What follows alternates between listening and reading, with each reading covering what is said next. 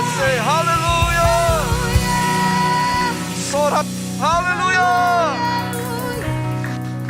Kami bersyukur kepadamu Tuhan, untuk kasih setia, untuk kebaikan. Kau Allah yang dahsyat dalam kehidupan kami. Engkau yang memimpin langkah-langkah hidup kami, dan kami meraih kemenangan bersamamu, dan kami lebih daripada pemenang. Terima kasih Tuhan. Berbicaralah kepada kami secara pribadi, dan cerikan mata rohani kami. Bukakan telinga rohani kami taklukkan pikiran, hati kami di bawah kuasa otoritas firman-Mu.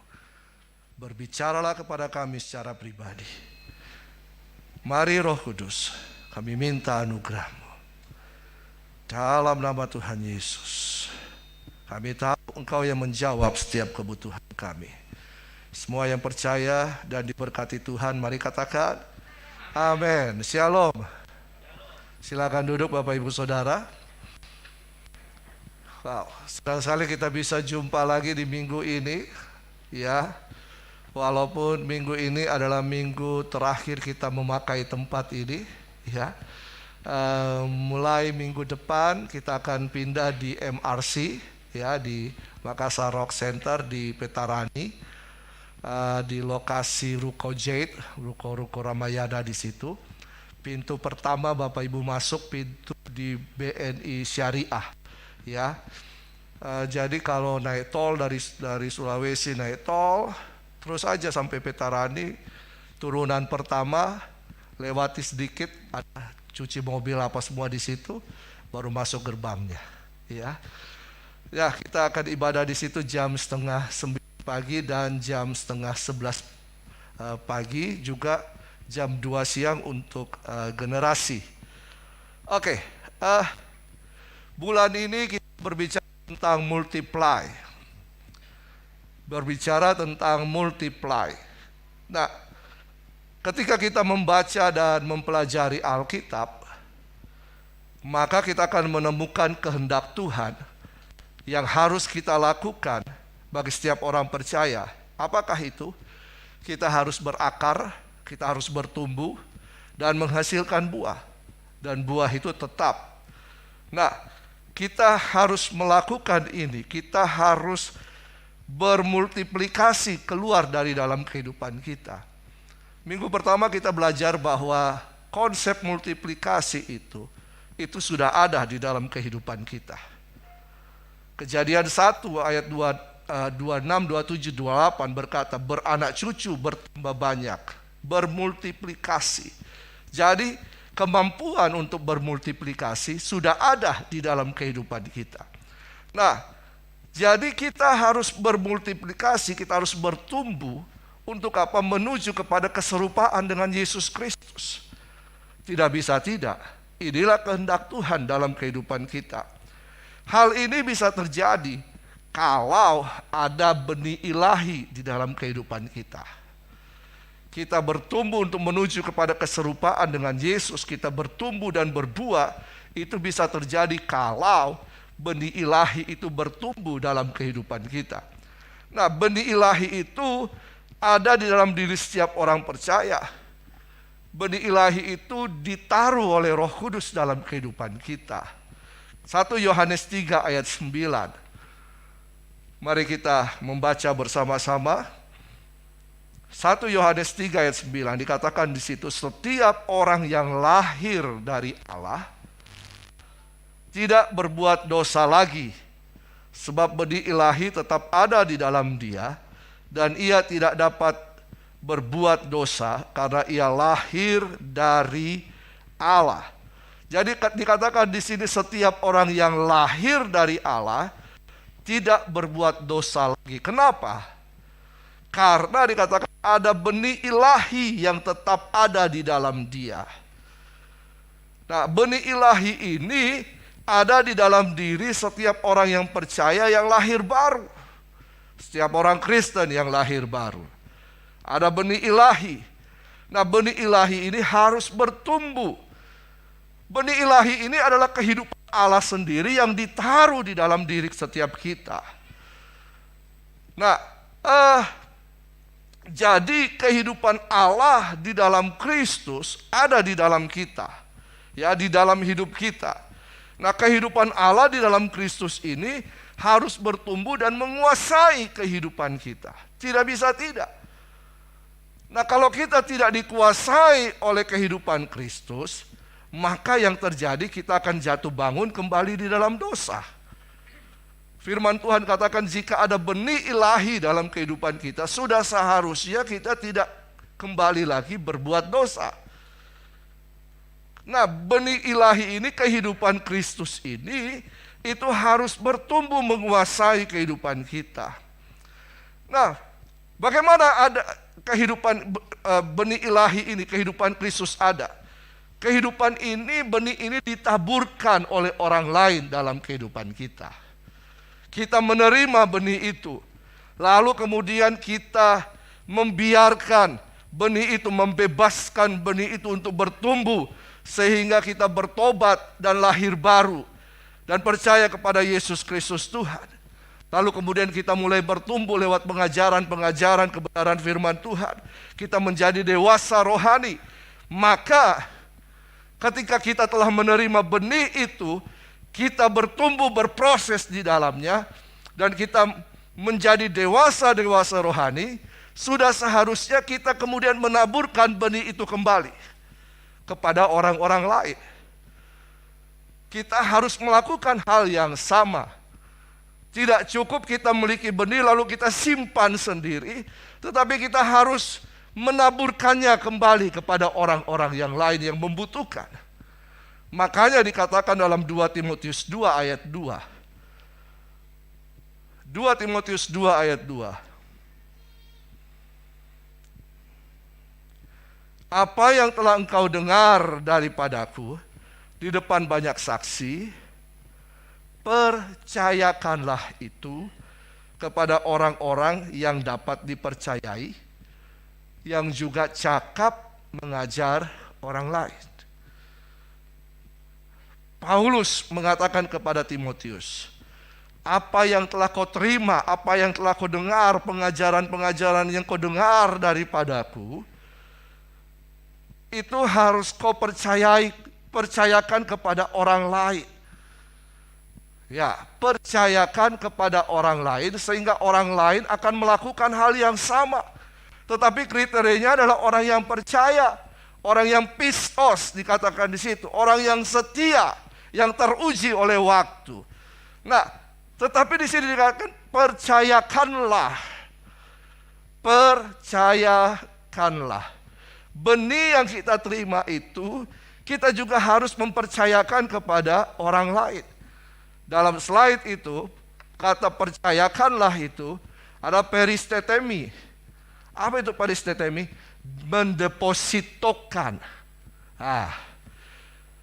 Kita harus mendepositokan benih ilahi yang ada di dalam kita kepada orang lain. Apa? Deposit.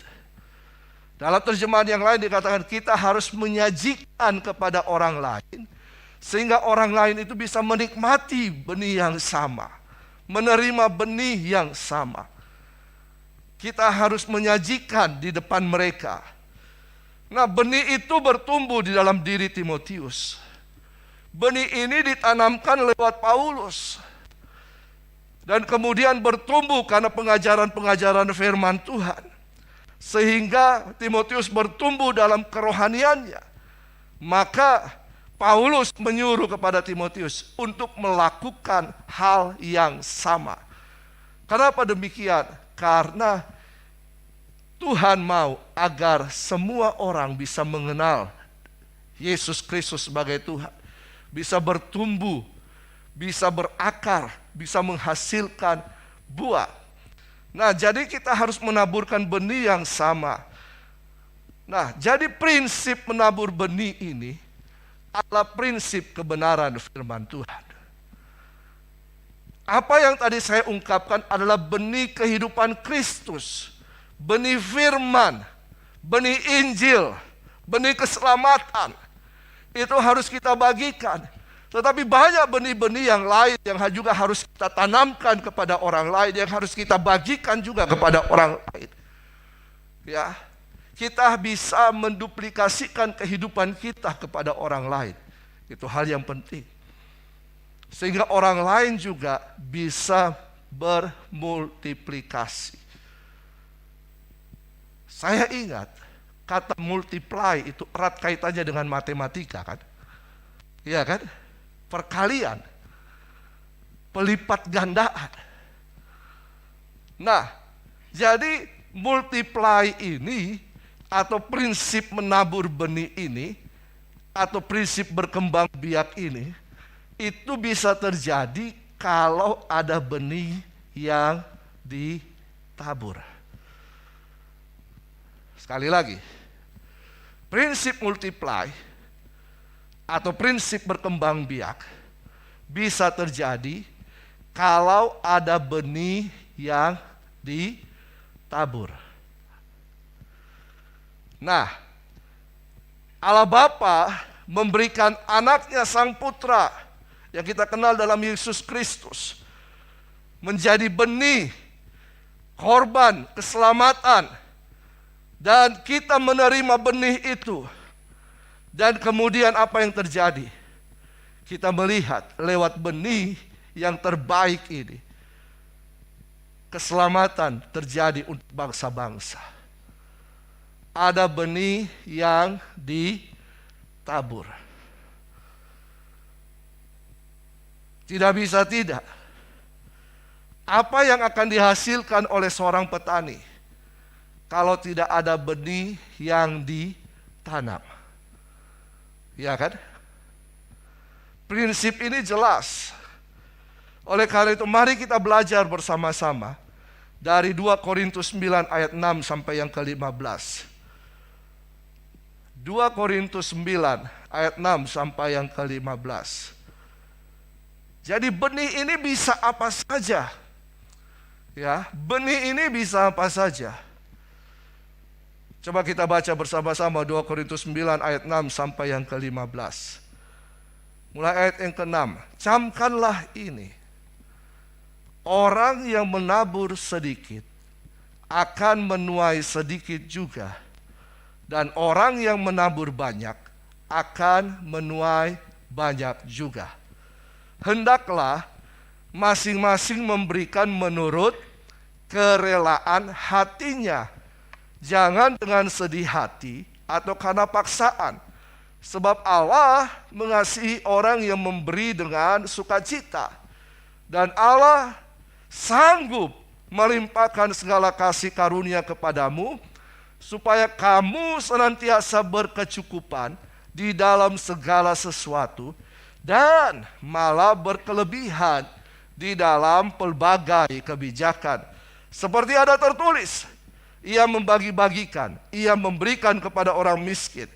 Kebenarannya tetap untuk selamanya. Ia yang menyediakan benih bagi penabur dan roti untuk dimakan. Ia juga yang akan menyediakan benih bagi kamu dan melipat gandakannya dan menumbuhkan buah-buah kebenaranmu. Kamu akan diperkaya dalam segala macam kemurahan hati yang membangkitkan syukur kepada Allah oleh karena kami. Sebab pelayanan kasih yang berisi pemberian hanya mencukupkan keperluan-keperluan orang-orang kudus, tetapi juga melimpahkan ucapan syukur kepada Allah.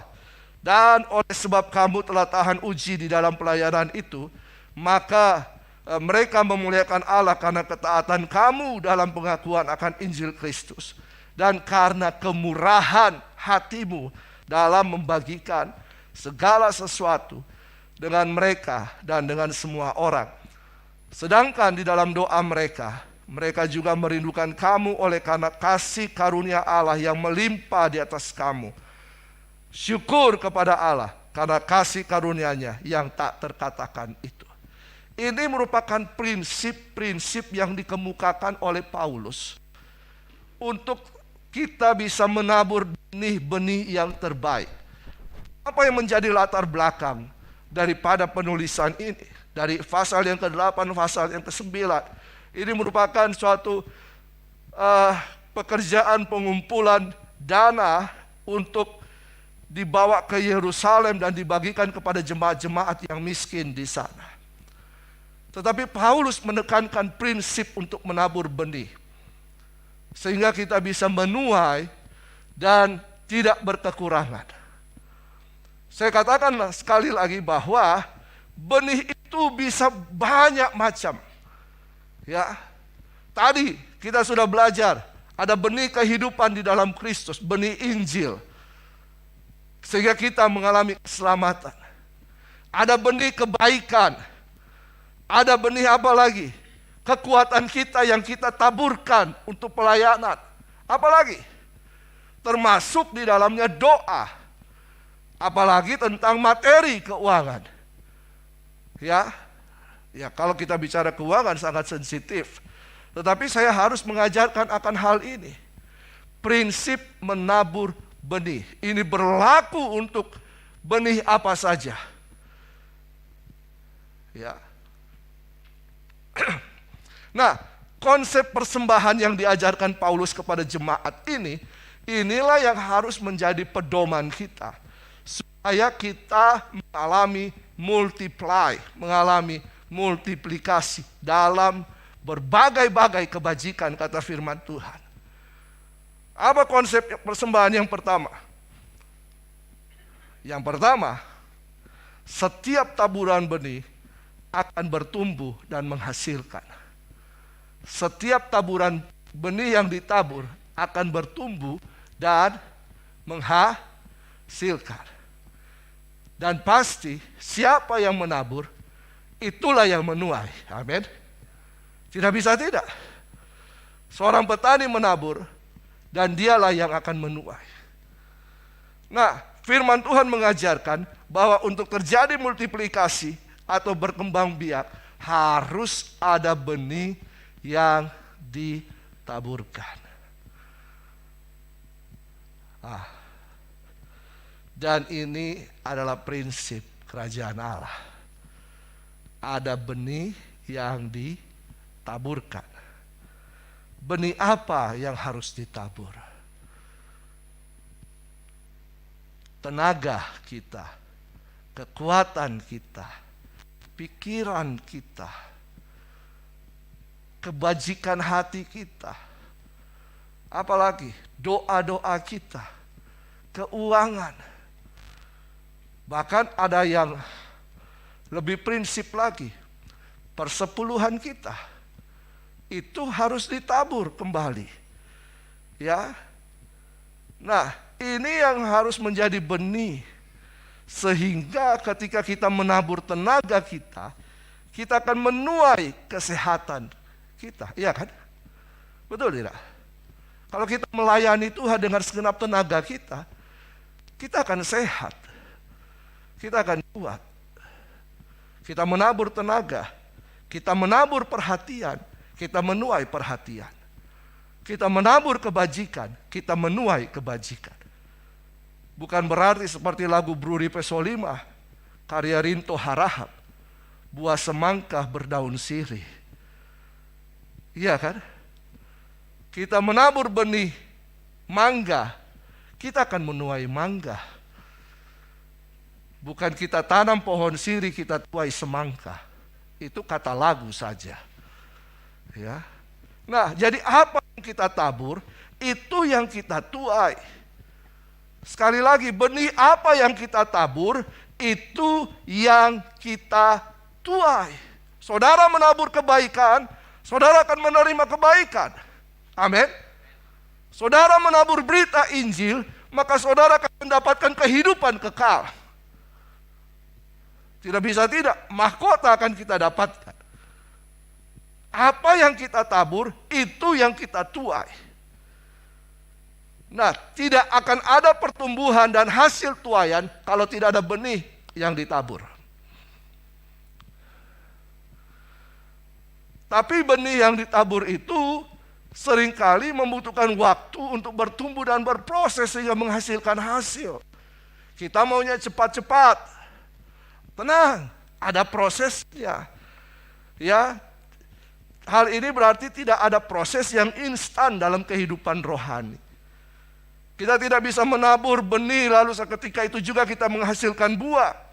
Karena itu Alkitab mengajarkan begini. Kita lihat Galatia 6 ayat 9. Galatia 6 ayat 9 katakan begini. Janganlah kita jemu-jemu berbuat baik. Karena apabila sudah datang waktunya, kita akan menuai jika kita tidak menjadi lemah. Janganlah jemu-jemu berbuat baik, kata firman Tuhan. Karena ketika datang waktunya, kita akan menuai. Menuai apa? Kebaikan. Dalam Pengkhotbah 11 ayat 6 juga mengajarkan hal yang sama. Pengkhotbah 11 ayat 6. Taburkanlah benihmu pagi-pagi hari, dan janganlah memberi istirahat kepada tanganmu pada petang hari. Karena engkau tidak mengetahui apakah ini atau itu yang akan berhasil, atau kedua-duanya sama baik. Taburkanlah benih itu kapan saja, setiap saat. Karena kita tidak tahu yang mana yang akan bertumbuh dan yang menghasilkan. Prinsipnya apa? Menabur benih kapan saja, di mana saja. Dan kita tidak tahu apakah ini atau yang itu yang akan berhasil, atau kedua-duanya sama baiknya. Ini prinsip. Ini yang harus dilakukan oleh orang Kristen, orang yang percaya. Kita warga kerajaan, tabur apa saja. Benih kita yang kita punya, tabur. Nah, karena kita tidak tahu yang mana yang akan bertumbuh dan mana yang akan menghasilkan. Dan kita akan menikmati hasil itu. Yang kedua, siapa yang menabur benih? Siapa yang seharusnya menabur benih dan menuai? Masing-masing kita. Masing-masing pribadi. 2 Korintus 9 ayat 7 katakan apa? 2 Korintus 9 ayat 7 yang tadi kita baca. Masing-masing. Ya, masing-masing yang harus menabur. Bukan kita mengharapkan taburan orang lain dan kemudian kita menikmati taburan itu. Itu sama saja saya katakan seperti kita menikmati hasil orang lain dengan tidak mengeluarkan tenaga. Ya pencuri itu. Ya kan? Kita masuk dalam kebun orang, lalu kita lihat di situ ada nenas, ada nangka, ada bonte. Ya, lalu kemudian tidak ada orangnya. Kita mau minta, kita mau beli, tapi tidak ada orangnya. Ah, sudahlah. Tuhan tahu, ambil. Apakah demikian? Tidak. Ya. Nah, jadi siapa yang harus menabur benih? Setiap kita. Setiap kita harus menabur benih pribadi demi pribadi. Jangan mengharapkan orang lain untuk menabur benih bagi kita. Ya, jangan mengharapkan Pak Hans menabur benih untuk saya lalu saya yang menikmati. Tidak demikian. Saya dan Pak Hans harus menabur bersama-sama.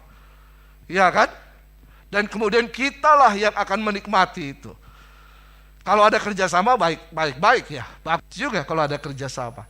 Tetapi dikatakan pribadi demi pribadi. Masing-masing.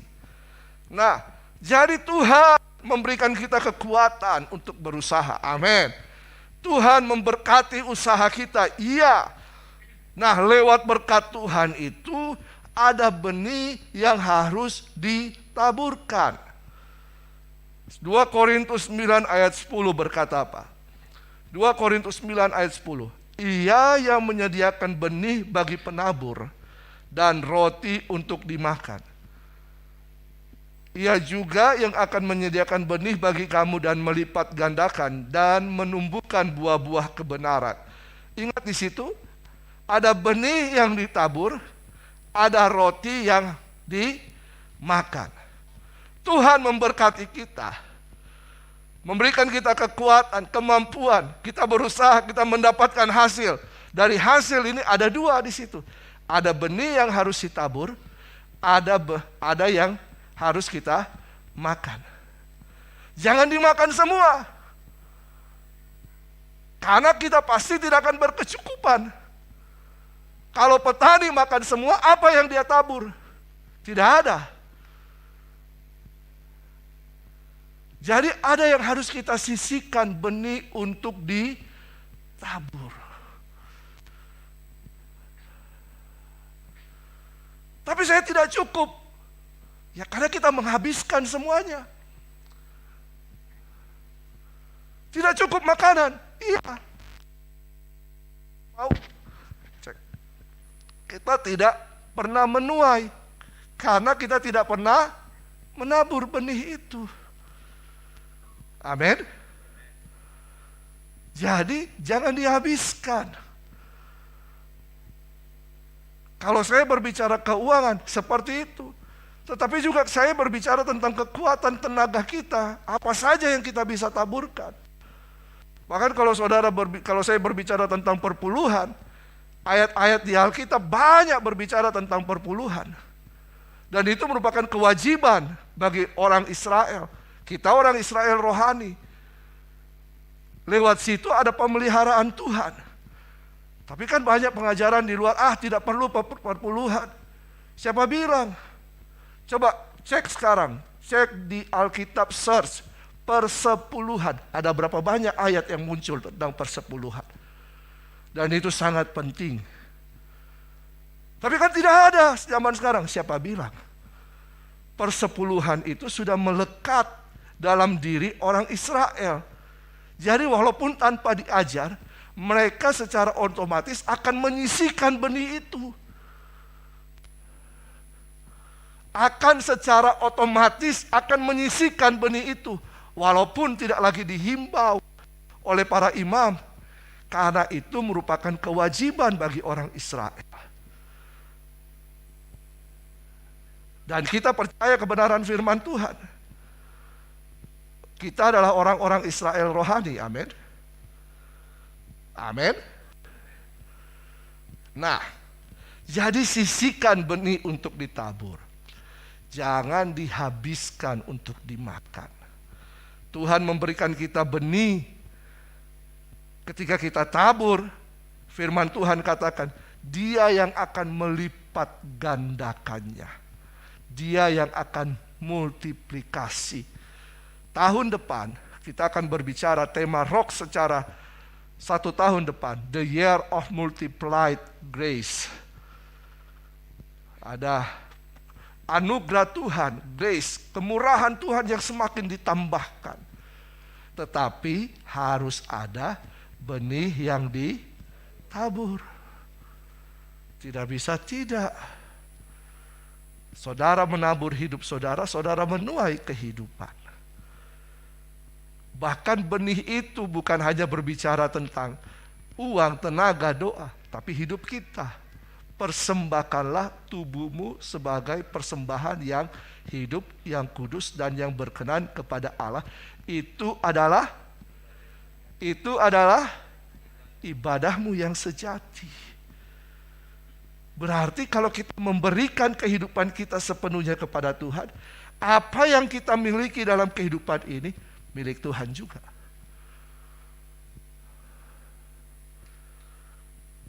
Amin. Kalau Tuhan memberikan kesehatan, kita bisa bekerja, itu karena anugerah Tuhan. Kalau Tuhan memberikan kita kekuatan untuk berusaha, hikmat, itu karena anugerah Tuhan. Tugas kita menabur benih. Nah, jadi ketika kita menabur benih, kita tidak cukup hanya diam-diam saja. Kita harus menyiapkan lahannya. Kita harus membersihkan. Kita harus menggemburkan. Lalu apa? Kita tabur benih di situ. Berarti ketika kita menabur benih, ada usaha yang mengikutinya. Dan begitu seterusnya. Sehingga ketika kita menabur, maka Tuhan akan melipat gandakannya. Tuhan akan menumbuhkan buah-buah kebenaranmu. Dan pada akhirnya kita akan menikmati tuaian dari benih yang kita taburkan. Kita menabur benih, kita harus percaya. Kita percaya dan merawat kepercayaan itu. Bahwa kita percaya apa yang kita tabur, pasti kita akan tuai. Kata firman Tuhan tadi katakan, asal kita tidak lemah. Asal kita tidak lemah, maka kita akan menuai. Lemah di sini kita merasa, Tuhan kok tidak menumbuhkan benih saya. Saya tidak menikmati. Saya rasa lemah di sini, saya kehilangan kepercayaan saya kepada Tuhan. Saya tanam benih mangga. Ya demikian langsung saya akan menikmati hasilnya. Ada berapa tahun? Mungkin sekitar 3 tahun. Ya kan? Saya harus rawat benih itu. Rawatnya dengan apa? Kalau saya menabur sesuatu di ladang Tuhan, saya harus merawat dengan kepercayaan dan kesetiaan saya. Saya harus merawat dengan kepercayaan saya kepada Tuhan. Saya tidak pernah meninggalkan kepercayaan saya kepada Tuhan. Dan saya melakukan kesetiaan kepada Tuhan. Saya setia dengan Tuhan. Saya setia dan taat melakukan firman Tuhan. Dan saudara lihat, apa yang saudara tabur, itu yang saudara tuai. Ingat tadi 2 Timotius 2, Paulus mempercayakan kepada Timotius. Timotius juga harus mempercayakan kepada orang lain. Orang lain yang apa? Yang pistos, yang setia, dan yang bertanggung jawab, teruji oleh waktu. Amin. Begitu juga dengan prinsip benih. Kita harus merawatnya dengan kepercayaan dan kesetiaan kita. Karena itu akan diuji oleh waktu. Jika kita tidak lemah, maka kita akan menuai. Dan yang terakhir, ini konsep yang terakhir. Benih itu akan bertumbuh subur kalau kita menabur dengan apa? Sukacita, sukarela, penuh ucapan syukur. Coba kita lihat dari 2 Korintus 9 tadi ayat 7 dan 8.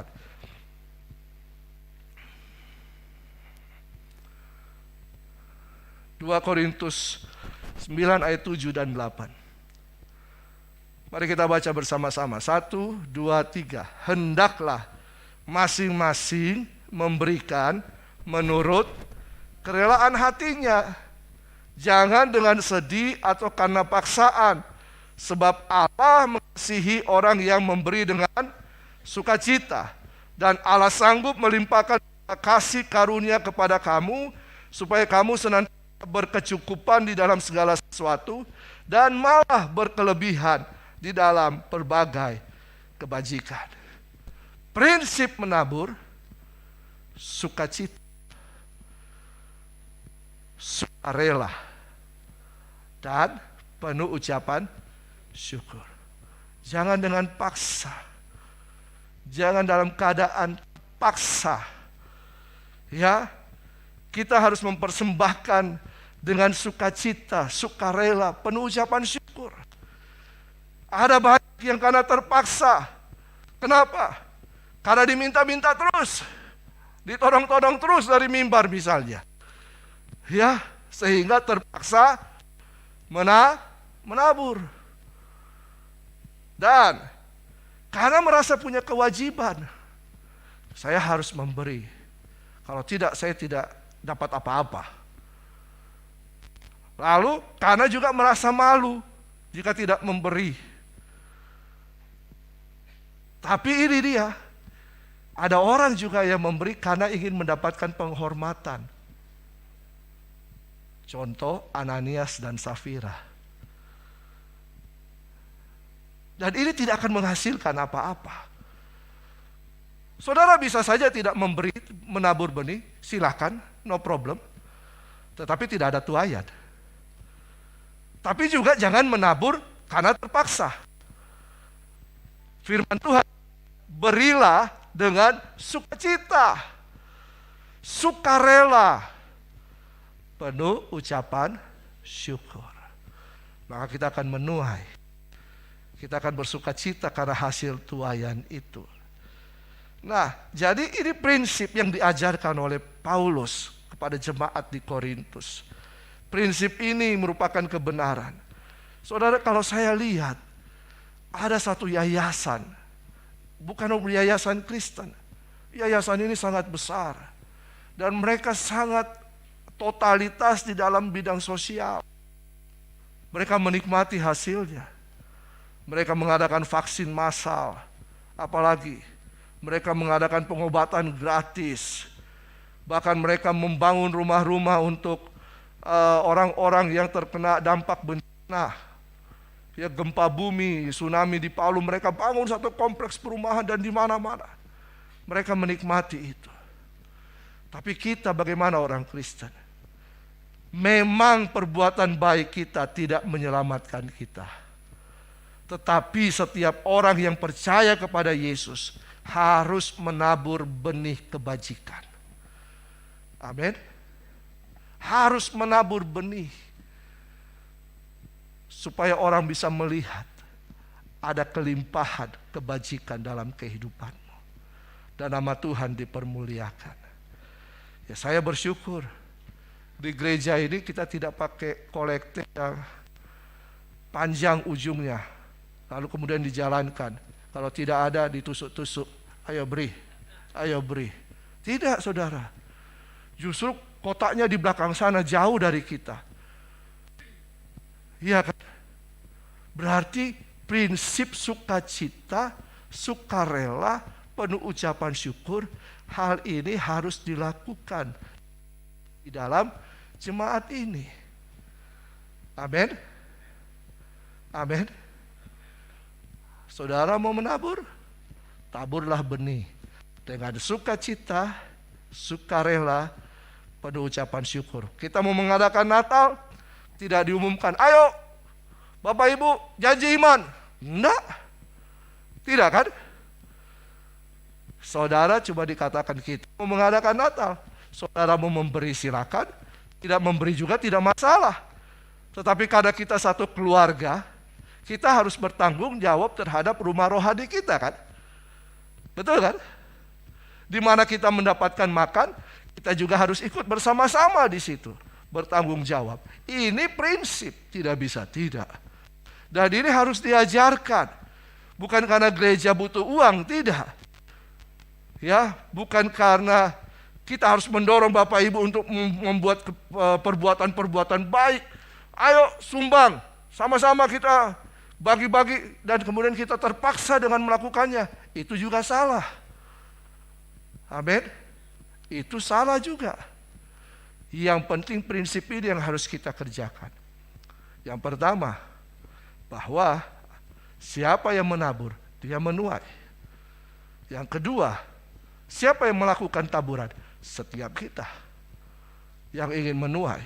Yang ketiga, prinsip menabur, sukacita, sukarela, penuh ucapan syukur. Dan kita akan lihat hasilnya. Kita akan menikmati. Paulus mengatakan dalam Filipi 4 ayat 17. Ini dua ayat terakhir. Saya janji. Filipi 4 ayat 17.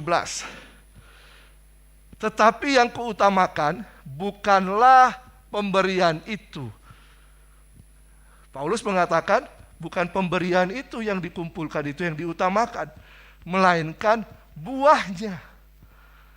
Buah apa? Buah yang makin memperbesar keuntunganmu. Jadi prinsip menabur, menuai ini, itu untungnya untuk kita. Untuk saya dan saudara. Amin. Untungnya itu untuk saya dan saudara. Dan firman Tuhan berjanji kita tidak akan pernah menjadi miskin karena menabur.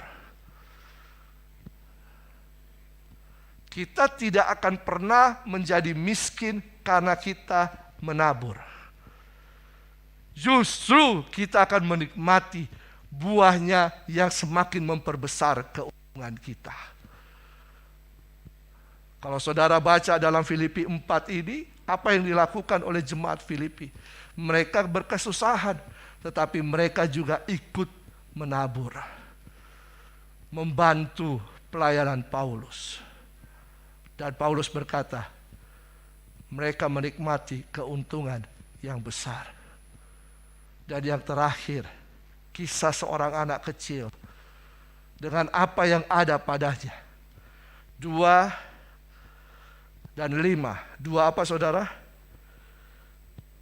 Yang bisa memberi makan 5.000 orang. 2 ekor ikan dan 5 roti. Lukas 9 ayat 16 dan 17. Ayat terakhir ini. Kan tadi saya bilang ada 2 ayat terakhir, toh? Ini terakhir. Dan setelah ia mengambil 5 roti dan 2 ikan, siapa yang mengambil? Yesus. Anak ini menabur 2 ekor ikan, 5 ketul roti kepada Yesus. Diberikan. Lalu Yesus menengadah ke langit, mengucap berkat. Lalu memecah-mecahkan roti dan memberikannya kepada murid-muridnya supaya dibagi-bagikannya kepada orang banyak. Dan mereka semuanya makan sampai kenyang. Kemudian apa? Dikumpulkan potongan-potongan roti yang sisa sebanyak 12 bakul. Anak ini menabur dari apa yang dia punya. Mungkin banyak juga yang bawa bekal, tetapi anak ini yang memberi dengan sukacita, sukarela, ucapan syukur. Akhirnya orang-orang banyak bisa menikmatinya. Dan saya percaya dia juga menikmati. Bahkan dia tidak disebut namanya, tapi dia tercatat di dalam Alkitab. Mari Bapak Ibu Saudara, prinsip ini jangan pernah dilalaikan. Karena ini yang diajarkan oleh Allah Bapa. Dia menabur benih kehidupan Yesus Kristus, supaya kita mengalami keselamatan. Satu benih ini menjadi jawaban bagi seluruh isi dunia. Dan siapa yang menikmatinya? Allah Bapa. Ketika kita menabur benih kita, yang menikmatinya kita. Amin. Dan biarlah pelajaran ini, saya percaya saudara akan mengalami kalau kita melakukannya. Mari kita bangkit berdiri.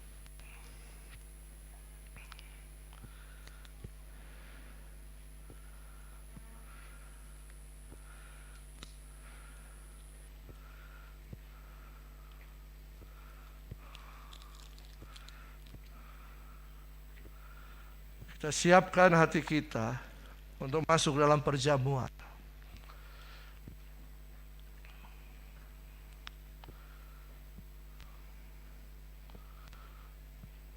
Ini benih yang ditaburkan oleh Yesus. Inilah benih kehidupannya sendiri.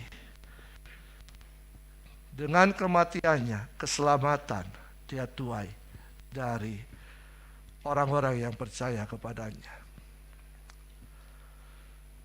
Ini pelajaran daripada kebenaran firman Tuhan. Hari ini kita pelajari. Berkata, Pak Hence ngajar lagi tentang keuangan. Enggak. Ini prinsip. Ini prinsip. Mari kita perhatikan kehidupan kita. Ada kita menabur benih-benih yang baik. Atau kita seringkali menabur benih-benih yang buruk, yang sia-sia. Firman Tuhan katakan, Amsal mengatakan, siapa yang menabur angin akan menuai puting beliung. Ya, itu bisa terjadi. Jadi prinsipnya siapa yang menabur, dia yang akan menuai. Lebih baik kita menabur yang baik, maka kita akan menuai hal yang baik. Amin. Mari kita angkat roti tinggi-tinggi. Kita bersyukur kepada Tuhan. Terima kasih Tuhan. Kami layak, kami dikuduskan oleh kuasa darah-Mu. Kami akan menikmati persekutuan dengan tubuh-Mu dan darah-Mu. Terima kasih Yesus. Terima kasih Tuhan. Kami bersyukur untuk benih kehidupan yang Tuhan Yesus telah taburkan. Kami menikmati kehidupan itu. Saudara yang kekasih, bukankah roti yang kita angkat tinggi melambangkan tubuh Kristus yang telah dipecah-pecahkan supaya kita mengalami persekutuan dengan tubuh Kristus dalam karya keselamatannya? Mari kita makan bersama di dalam nama Tuhan Yesus.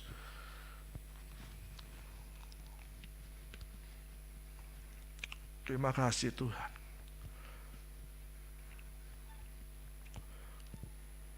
Terima kasih Yesus.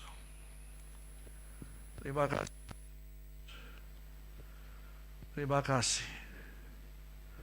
Mari kita angkat capan yang berisi air anggur ini sebagai lambang daripada darah Yesus yang telah tercurah dalam kehidupan kita.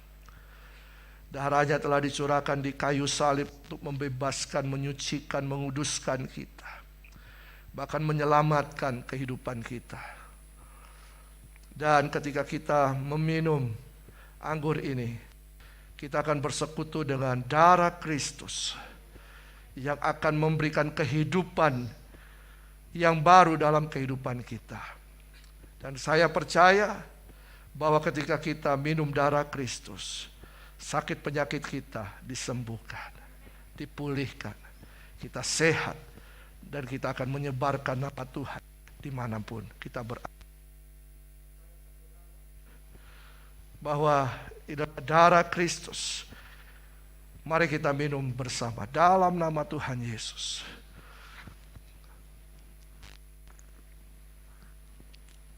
Haleluya. Haleluya. Mari bersyukur kepada Tuhan. Terima kasih. Terima kasih Yesus. Terima kasih Tuhan. Kau baik. Sungguh baik. Kami memuji-Mu, kami bersyukur kebaikan-kebaikan-Mu bagi kami. Kau telah menabur yang baik bagi kami. Terima kasih Yesus. Terima kasih Yesus. Yarada karayana yana moshe shigiri yarada karaya yarada karamo jerere yaraya. Haleluya, haleluya. Makasih Tuhan. Kami bersekutu dengan tubuh dan darah Yesus. Yesus hidup di dalam kami. Apa dalam kehidupan kami? Kami sehat, kami kuat, kami mengalami anugerah Tuhan, dan kami untuk terus memuliakan nama Tuhan. Terima kasih Tuhan, diberkati seluruh umat-Mu di dalam nama Tuhan Yesus Kristus.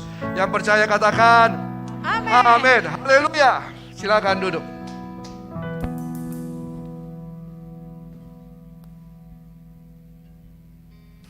Puji Tuhan, haleluya.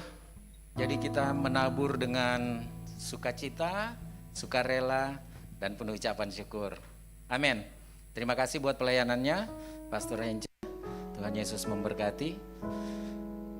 Selanjutnya kita mohon waktu dari Bapak Ibu sekalian untuk menyimak beberapa informasi berikut ini. Ya, ini untuk yang ke-3 minggunya berturut-turut kita umumkan. Selain kita mendoakan supaya acaranya berlangsung sukses untuk yang mau menikah ini, jika ada yang keberatan, boleh menyampaikan ke sekretariat gereja. Acaranya pada tanggal 27 November, hari Sabtu depan. Baik, selanjutnya kita akan menyimak Rock News yang sudah disiapkan oleh tim dari media.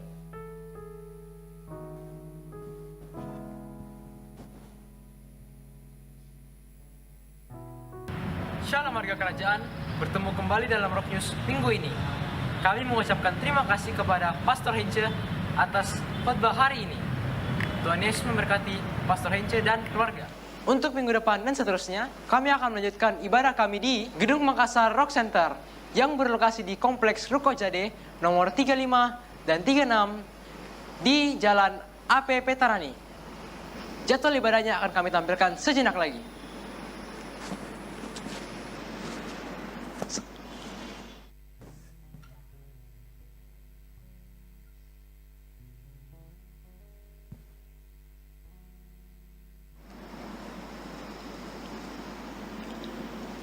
Bagi Bapak Ibu yang ingin menabur bagi pekerjaan Tuhan, dapat menabur di kotak persembahan ataupun di nomor rekening yang tertera di layar Bapak Ibu.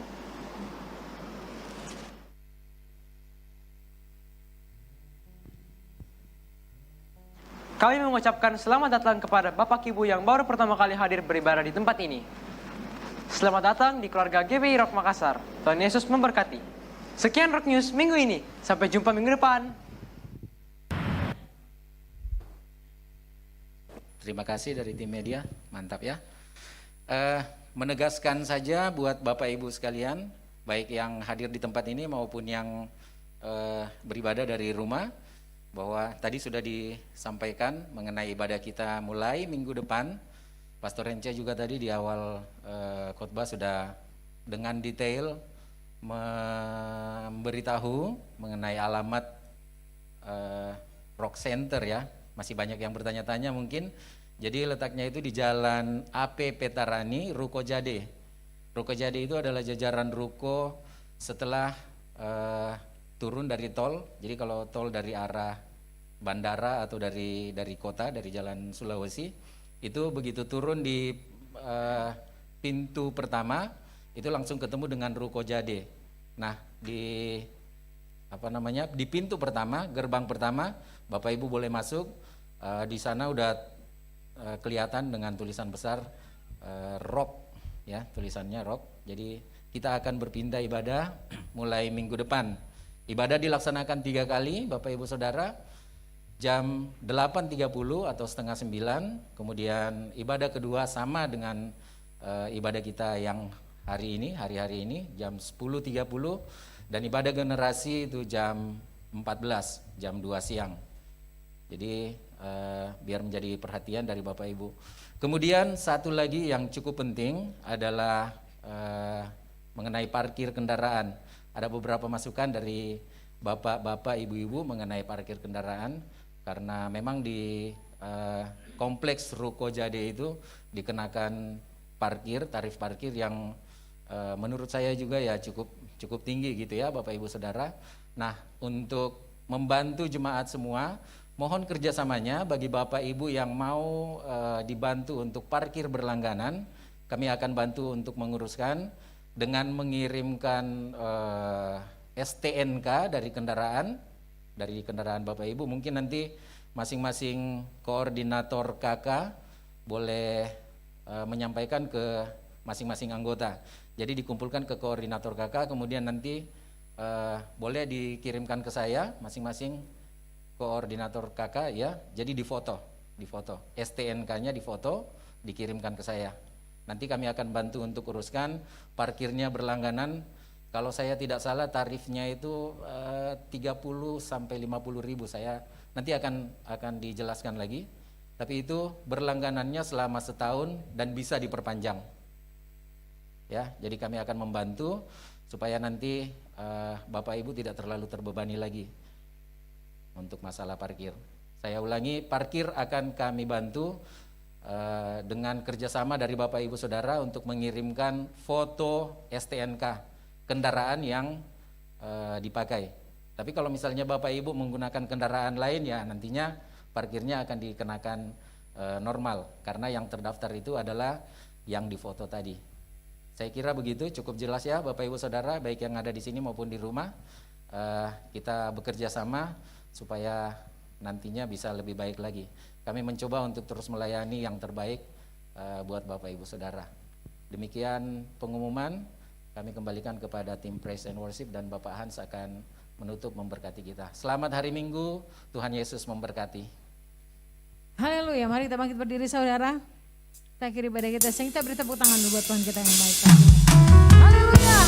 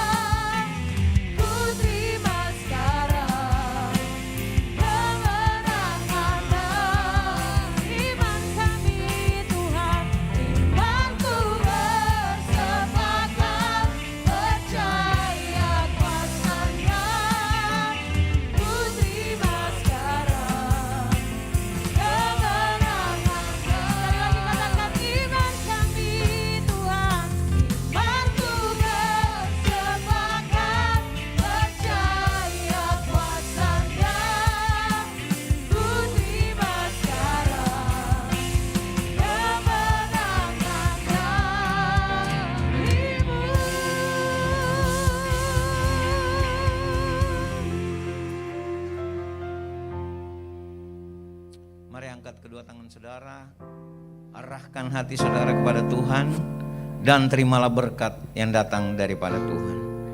Tuhan memberkati engkau dan Tuhan melindungi engkau. Tuhan menyinari engkau dengan wajah-Nya dan memberi engkau kasih karunia demi kasih karunia. Tuhan menghadapkan wajah-Nya kepadamu dan memberi engkau damai sejahtera yang melampaui segala akal. Keluargamu diberkati oleh Tuhan, usahamu diberkati oleh Tuhan, pekerjaanmu diberkati oleh Tuhan, dan apa saja yang dikerjakan tanganmu Tuhan akan jadikan berhasil. Biarlah berkat Tuhan ini akan menjadi bagianmu mulai hari ini sampai selama-lamanya. Setiap kita yang percaya dan sudah menerima berkat daripada Tuhan, sama-sama katakan amin. Selamat hari Minggu, Tuhan Yesus memberkati.